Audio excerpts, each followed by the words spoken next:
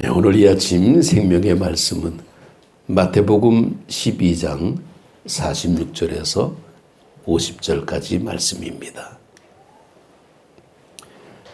마태복음 12장 46절에서 50절 우리 같이 읽도록 합니다.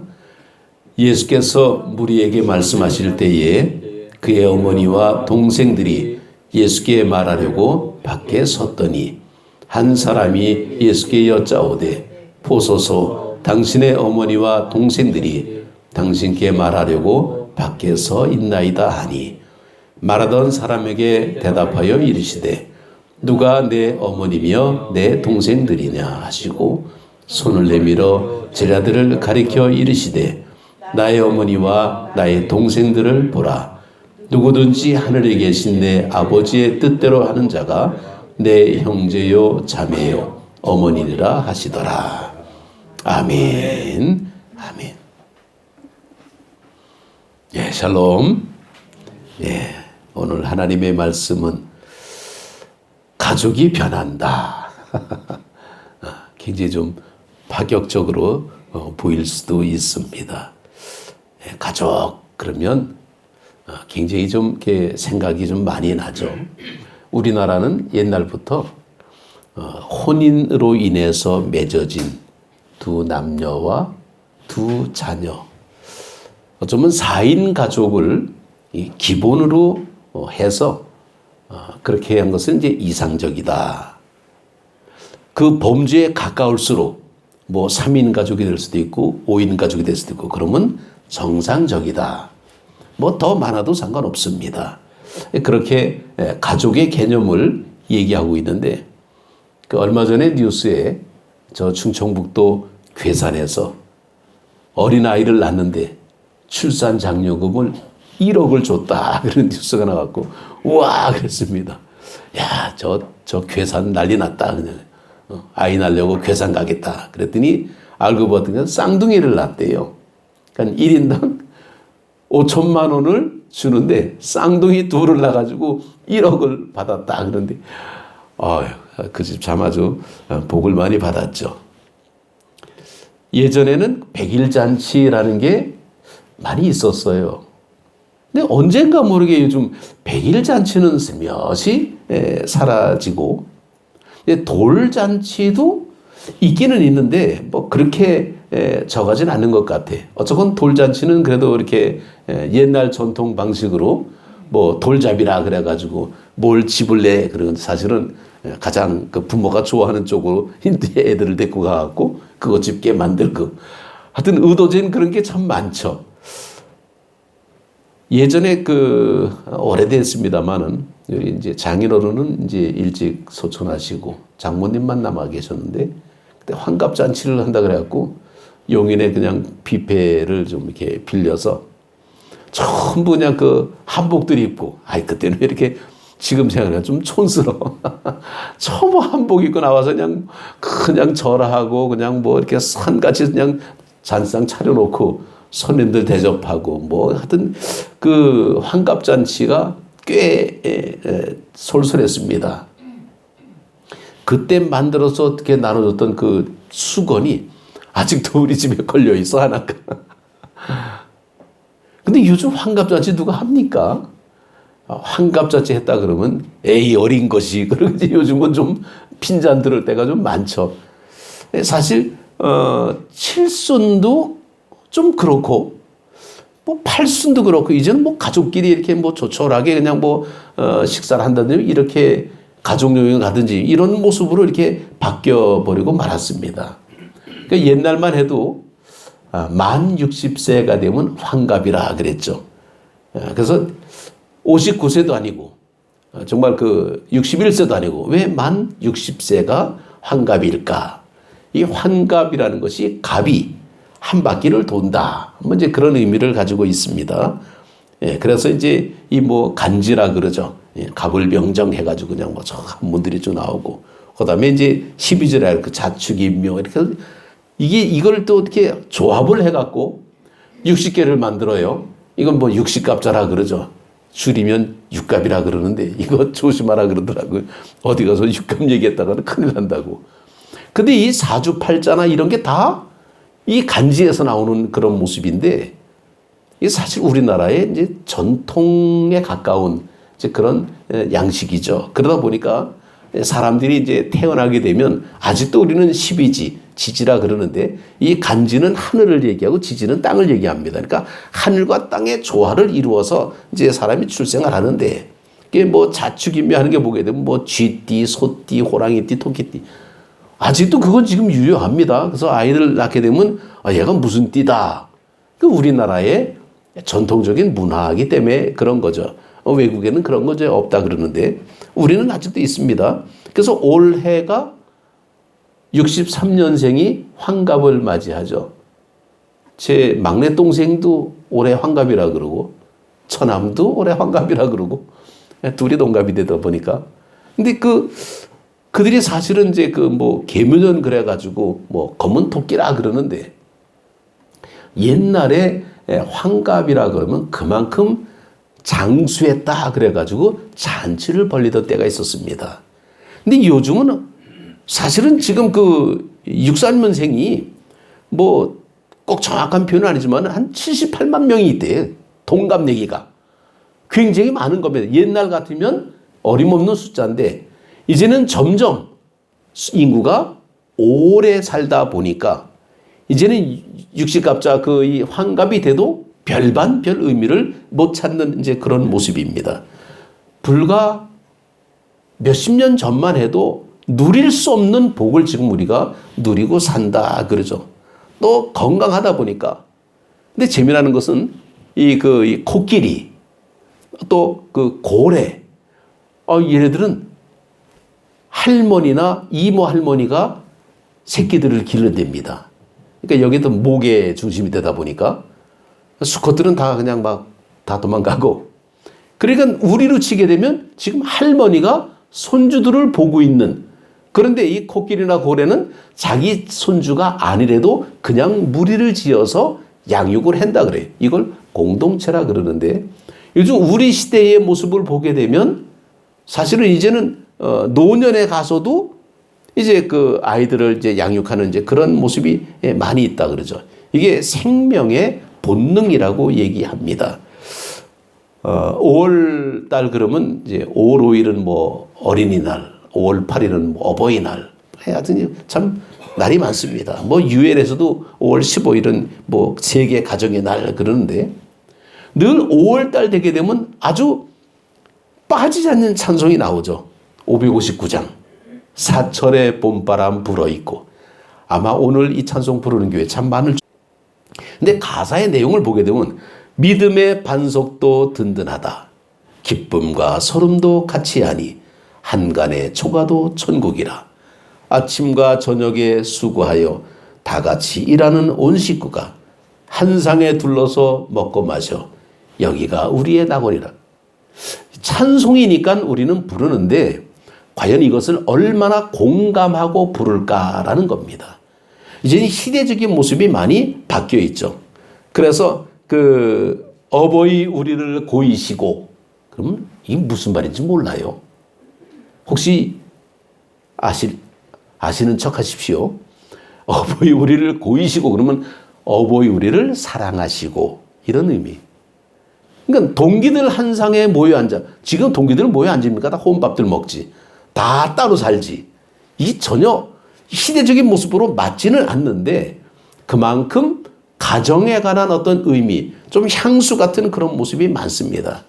사실 얼마 전에도 이제 결혼식에 있어서 이제 좀 갔다 왔는데, 뭐 그래도 거기는 그나마 부모님이 그래도 그냥 기독교식으로 해야 된다라고 그냥 바둑바둑 우겨가지고 거기 이제 목사님 모시고, 뭐 저도 뭐 좀 기도 좀 해달라 그래 가서 축복기도 해줬는데, 주례를 이제 목사님이 보시고, 정말 오래간만에 결혼식다운 결혼식이라 그럴까요? 좀 이렇게 참여를 했는데, 요즘 결혼식들 보게 되면요, 기도 이런 거 없더라고요. 물론 예식장에서 그냥 빨리빨리 해야 된다 그래갖고 뭐 하는데 5분 걸린다 그러더라. 뭐 이게 선언하고 주례하고 기도하는데 그걸 뭐 5분 안에 끝내야 된다고 또 그렇게 멘트가 오더라고요. 그러니 이 주례 볼 때 이 목사님이 얼마나 바쁘겠어요, 정말. 괜히 그냥 뭐 정신을 못 차리는 거죠. 이젠 주례사도 별로 없고 아예 그냥 그냥 그 말씀 선포는 없습니다. 그러다 보니까 이 좀 엄숙함이랄까, 이 이렇게 이 좀 정중한 어떤 그런 경건성의 모습이 조금 좀, 이게 제가 늙어서 그런지 몰라도 요즘 젊은 아이들 생각하고 좀 많이 달라요. 스몰 웨딩이니 무슨 야외 웨딩 이래갖고 자기들 나름대로 이벤트를 막 하면서 즐겁게 하는데, 즐겁긴 즐거운데 뭔가 남는 게 없어. 정말 그렇게 살면서, 그리고 요즘 주례사에 절대로 둘이 한 몸이 될지니 이런 말씀을 못 한대요. 저도 사실 제가 줄에 섰던 그 한 커플이 있는데 얼마 뒤에 보니까 이혼했더라고요. 내가 마음이 좀 이상해. 그래도 이렇게 줄에 서면서 잘 살라고 축복을 해주는데 그런 얘기를 들으니까 마음이 좀 짠하더라고요. 야, 요즘 시대가 그런가? 참 우리가 살아가는 어떤 그런 삶의 모습이 뭘까? 정말 가정이라는 게 과연 뭘까라는 겁니다. 하나님의 뜻을 이 땅에 임하게 하는, 우리가 주기도문을 늘 그렇게 외잖아요. 그냥 막 주님의 뜻이 이 땅에 이루어지기를 원합니다. 마르고 닳도록 우리가 그냥 그렇게 고백함에도 불구하고 그런 나라가 정말 지금 임하고 있을까? 그런 나라를 꿈꾸는 사람들이 하나님의 가족이라고 얘기할 수 있겠죠. 그래서 가족이 변한다라는 이 모습은 가족을 해체하자라는 게 아닙니다. 가족의 어떤 그 의미의 모습이 조금씩은 좀 달라가고 있다라는 거죠. 그래서 이 가족이라는 어떤 모습을 보게 되면 그 미국의 그 북서부 쪽이죠. 그쪽에 있는 그 인디언 부족 가운데 우태족이라고 있는데, 이 우태족의 그 인디언들 가운데는 가족 사이의 조화가 유지되면 성공이다, 이런 얘기가 있답니다. 그러니까 가족 사이에 무슨 조화가 유지가 됩니까? 가족들 간에도 뭔가 갈등이 많이 생긴다라는 거죠.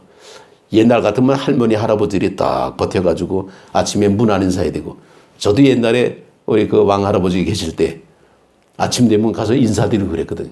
식사하셨습니까? 이래가면서 그냥 근데 전혀 지금은 그런 가족 제도가 없어졌으니까 같이 살지도 않고, 그러니까 그런 게 점점 이게 무슨 유교 문화냐 뭐냐 이런 걸 떠나서 우리는 정말 그 공경하는 어떤 그런 예의 바른 나라의 모습이 요즘 시대적인 모습 속에서 이것이 조율되다 보니까 조금 아쉬워지는 모습들이 없잖아 많이 이제 생길 수 있습니다. 우리는 하나님의 자녀가 된 우리는 아버지 뜻을 실행하는 가족의 모습이죠. 그래서 우리는 세례를 받잖아요. 믿음은 입으로 고백하는 것이 아니라 우리의 삶을 통해서 고백해야 되는 그런 모습입니다. 근데 우리는 입으로만 고백하잖아요. 교회 나와서 믿음 자랑 같은데 몸은 따로 놀 때가 참 많습니다. 그래서 우리는 신앙의 정체성이 뭐냐? 늘 우리가 사는 이곳이 뭐냐라고 할 때에 늘 성경에 가장 기본적으로 나오는 성경, 창세기, 출애굽기, 레위기, 민수기, 신명기. 여기 보면 다 광야예요.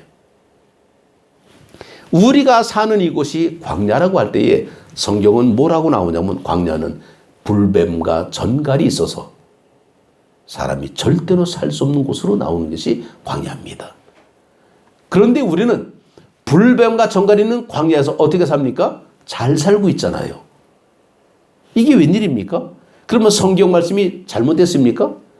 분명히 성경에는 광야는 불뱀과 전갈이 우글거리는 사람이 살기 힘든 환경이라고 얘기하고 있는데, 다른 표현의 모습은 적과 꿀이는 땅이다라고 표현되고 있습니다.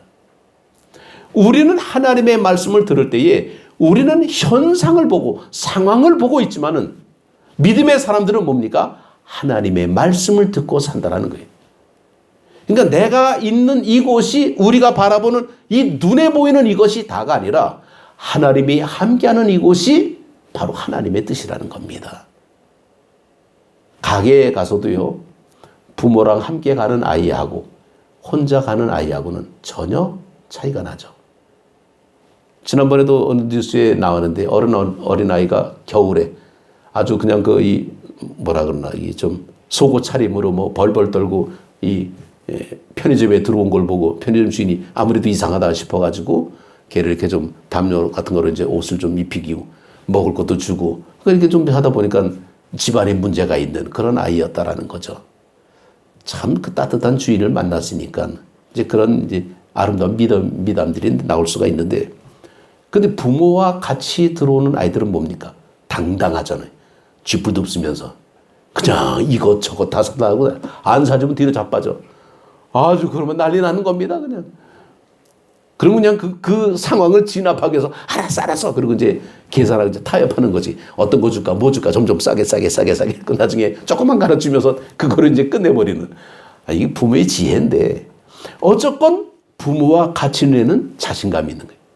근데 혼자 있는 모습은 외롭죠. 우리가 코로나 시대 이후에 이제는 비대면 시대가 온다라고 누군가가 얘기를 하고 있어요.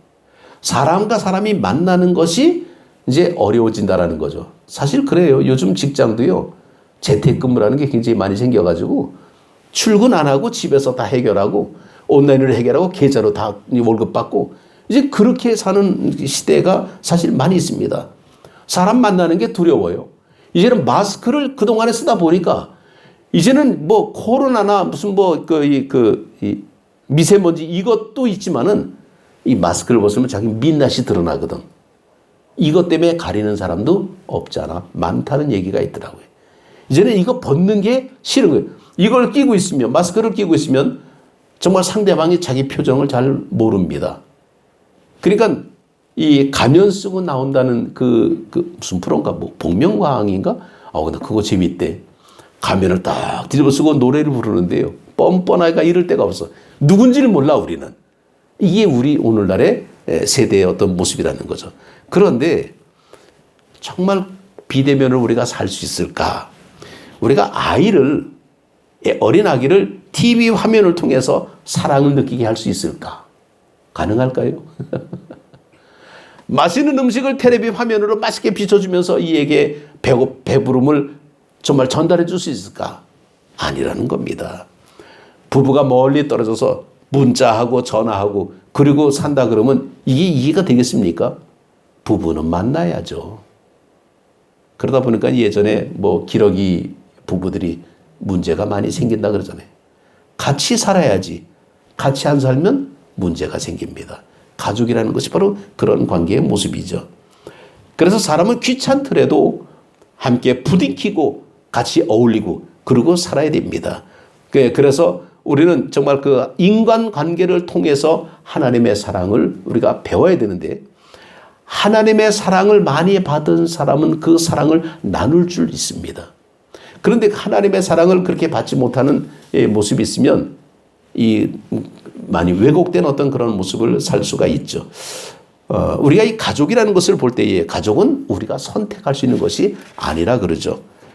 이건 하나님께서 우리에게 주시는 그런 그 은혜의 모습입니다. 그래서 우리는 우리가 어떤 부모로부터 양육을 받느냐에 따라서 인격이 결정이 되는데, 예전에는 그런 프로가 있는데 요즘은 이제 프로 이름이 바뀌었던데, 뭐 아기가 달라졌다라는 그런 프로, 요즘은 이제 좀 뭐 상담 그런 거로 이제 많이 바뀌었죠. 뭐 금쪽인가 뭔가 애에게 상담하는데, 근데 거의 그 아이를 상담하는데 부모 문제가 엄청나게 많이 나와요. 그러니까 애 문제가 아니라 사실은 부모 문제가 더 많다라는 거죠. 부모의 인격이 그냥 그대로 투사되는 게 아이들이라는 모습이죠. 이제는 애들이 있는 데서 우리가 거짓말 못 합니다. 위선적인 신앙생활을 못 한다는 거예요. 애가 좀 크면 이제 머리 굴릴 수 있으면 뭔 좀 가려야 되고 그런 건 아는데, 아직 그걸 모르는 애가 있는 집은 있는 그대로 다 드러냅니다. 다 드러나. 그러니까 어디 가서 그냥 거짓말을 못 해. 물론 이제 모른 척 할 수도 있겠지만은, 정말 이 가족이라는 이 관계를 놓고 볼 때에 울타리가 든든할수록 자녀들의 성품도 안정이 됩니다. 이 든든하다라는 것은 결속력의 어떤 그런 모습이죠. 그래서 뿌리가 깊을수록 세상에 나가서도 허튼 짓을 하지 않는다 그래요. 근데 뿌리가 얕으면 뭡니까? 아이들이 금방 튕겨나갑니다. 그리고 세상과 그냥 적응하려고 그러죠. 인터넷에 떠도는 이제 글이 하나 있는데, 그 이한규 칼럼니스트라는 사람이 쓴 글입니다. 거기 대표적인 사람 둘을 이렇게 비교하면서 이제 인터넷에 이제 글이 있습니다. 하나는 뭐냐면 탈옥수 신창원이고, 또 한 사람은 그 의사 그 의사 그 이국종인가요? 이제 그 사람이죠. 그 서전 외과 의사. 그러니까 아주 사람들을 응급 치료하는 이제 그런 그 이국종이라는 그 사람인데 이 두 사람에 대한 이야기가 굉장히 비교가 되고 있습니다. 이 신창원이라는 이 그 탈옥수 신창원 도둑은 어린 시절에 어머니가 간암으로 돌아가시고 아주 가난하고 부러운 환경에서 자랐다 그럽니다.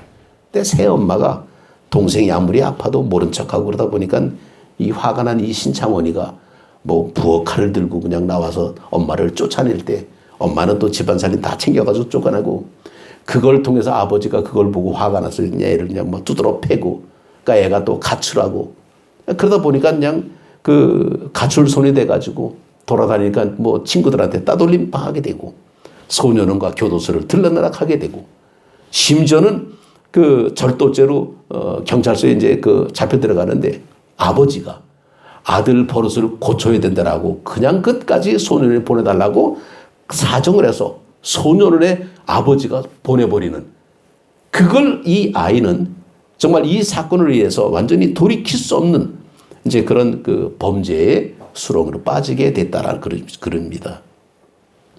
그래서 결국은 이제 강력 범죄를 저지르게 되고 근데 이제 신창원이가 이런 말이 이제 떠들어죠. 부잣집만 털고 사람을 해치지 않는다. 무슨 뭐 지가 홍길동이요? 그래가면서 막 성공한 탈옥수 뭐 이런 얘기를 하는데 이 신창원이가 가장 마음에 큰 상처를 받았던 게 뭐냐면 초등학교 5학년 때 학비를 내지 못할 때 담임 선생님이 이랬답니다. 좀 이해하고 들으십시오. 이 새끼야 돈 안 가져왔는데 뭐하러 학교 왔어? 빨리 꺼져. 이게 선생님이 하실 얘기입니까? 그러니까 이때 그냥 이 모욕적인 한마디가 트라우마 그냥 돼갖고 정말 이 상처가 결국은 이 아이를 아주 그 괴물로 이제 만들어 버렸다 그러죠. 그런데 이 이국종이라는 이 의사는 이 사람들이 마찬가지로 어린 시절에 아주 지독한 가난에 허덕일 때에 그 아버지는 6.25 때 그냥 국가 유공자가 돼갖고 이제 아주 어렵게 살았다 그러죠. 그런데 그 국가 유공자가 되다 보니까 의료복지 카드를 주는데 그걸 가지고 어디 가서 좀 쓰려 그러면 사람들이 굉장히 무시하고 하찮게 여기고 아유 쟤는 그냥 뭐 그러면서 굉장히 좀 비정하게 아주 무시를 많이 당했다 그럽니다. 예, 그럴 때에 이 병원에서 한 사람을 만나게 되되 외과 의사 이학산이라는 의사를 만나게 됐다 그럽니다. 어린 이국종이가 내민 의료복지 카드를 보고는 이렇게 얘기했대 그러죠. 아버지가 자랑스럽겠구나. 그리고는 진료비도 안 받고 치료 열심히 해주면서 훌륭한 사람 되거라. 그리고 용돈도 집어주고 이 의사가 그랬답니다. 갈 때마다 열심히 공부하라고 용돈도 이제 챙겨주고 그래서 이 선생님이 다른 사람들은 다 그 가족을 무시하고 등 돌리고 뭐 그럴 때에 그 꽁꽁 얼어붙은 마음을 녹여주는 따뜻한 마음을 가진 의사를 만났을 때 이국종이라는 이분이 마음속에 깊은 감사를 나도 좋은 의사가 되자. 그래서 나같이 돈 없고 백 없고 그런 사람들을 위해서 내가 정말 좋은 일을 하기 위한 그런 의사가 되겠다. 그래서 이국종 이 사람이 한 얘기가 있습니다. 환자는 돈 낸 만큼이 아니라 아픈 만큼 치료받아야 한다. 뭐 이런 말을 했다 그러죠. 그런 최고의 외과 의사가 됐는데 정말 이 사람에게 따뜻한 말 한마디 이학산이라는 그 의사가 그렇게 정말 얘기를 해주면서 정말 이 아이를 격려해 줬을 때 이 격려의 말이 이 이국종 의사를 만들었다라는 겁니다. 한 사람은 무시해가지고 신창원이라는 도둑이 됐고 한 사람은 칭찬해가지고 의사가 됐습니다. 참 이런 상황의 모습을 보면서 우리는 이렇게 얼마나 참 중요한 모습일까. 예수님은 우리에게 오늘 이 본문의 말씀을 보게 되면 가족주의를 해체하는 것이 아니라 우리 생물학적으로 우리가 같이 혈연 관계를 맺은 이 관계 정말 어머니, 형제, 자매 이제 이런 관계를 이걸 뛰어넘는 어떤 그런 모습을 주님께서는 말씀하고 있는 거죠. 정말 내 아버지의 뜻대로 행하는 자가 내 어머니요, 내 형제요, 자매다. 이런 말씀으로 이 가족의 관계 속에서 뭔가 이렇게 뛰어넘는 그런 하나님의 은혜의 모습을 우리에게 보여주고 있습니다. 그게 식구라 그러죠, 식구. 근데 식구는 같이 밥 먹는 사람입니다. 그런데 중요한 것은요, 한 상에 둘러 앉아라는 거예요. 식당 가가지고 식구끼리 따로 앉아 먹어. 그러면 남대입니다.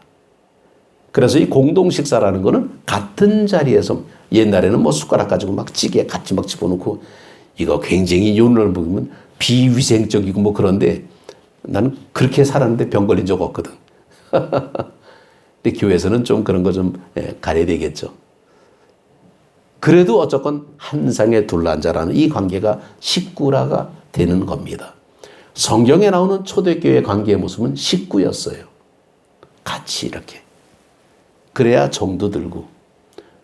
근데 또 어떨 때는 굉장히 좀 거부감스러울 때도 있어요. 왜냐면 조신하게 먹어야 되는데 이제 파편 막 튈 때, 이때 얼마나 비상하는 그런 일도 생길 수 있잖아요. 근데 그런 것을 참고 넘길 수 있는 관계는 뭡니까?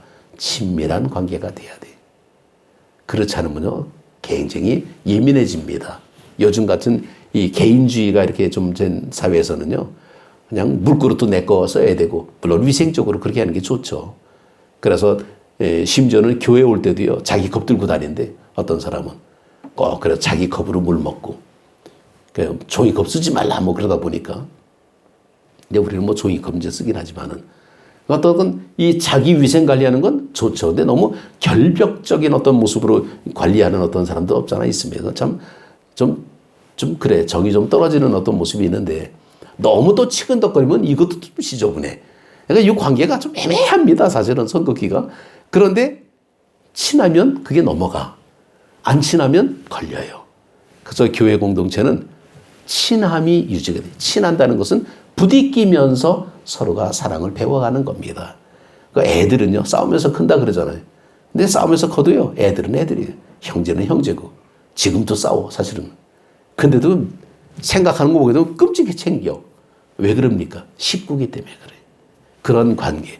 교회는 그런 관계를 통해서 새로운 가족의 모습이 되죠. 이제는 혈연 관계를 뛰어넘는 관계의 모습.